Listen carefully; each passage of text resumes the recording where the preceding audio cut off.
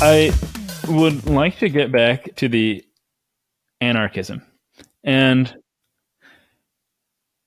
I'm wondering, we haven't talked about too many of the specifics yet, but I'm wondering if there are, and I think the answer is yes, but if there are no functions whatsoever that you think a government should be trusted to perform. I mean, this is a difficult idea to swallow as it's. The way I would put it is that there are some things that a government could do better than the alternatives, but that I know of no way of setting up a government which will do only those things and do them in the way it ought to do and not do other and worse things as well.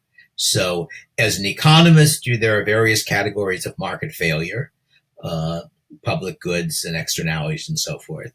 But if you think for a moment about the political system as itself a market, if you think about the political system not as a benevolent despot doing good, but as the result of voters and politicians and lobbyists and all the rest of it, you rapidly realize that market failure, which is a relatively rare pattern in the private market, is the norm in the public market. That is to say, if you think about externalities or public goods, which are in a sense the same issue, if I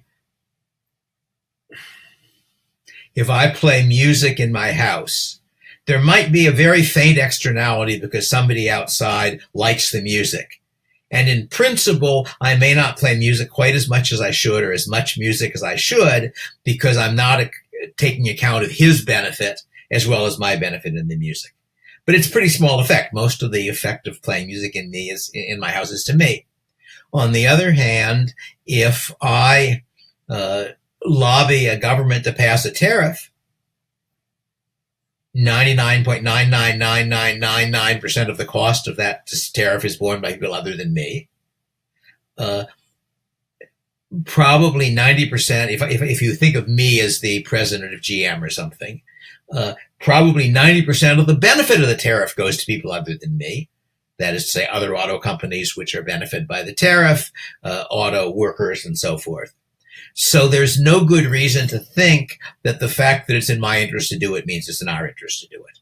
Whereas in the market, sort of standard economic theory tells you most of the time what's in my interest is in our interest in that sense. So if the mechanism for controlling government is shot through with the kind of problems that occasionally make the mechanism for controlling private markets not work, it's pretty risky to give government powers to do things.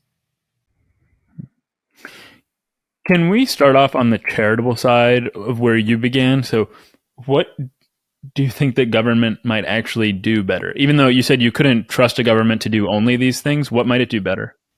That's interesting. In principle, dealing with air pollution could be an example. Subsidizing fundamental research could be an example. I'm somewhat skeptical about the latter.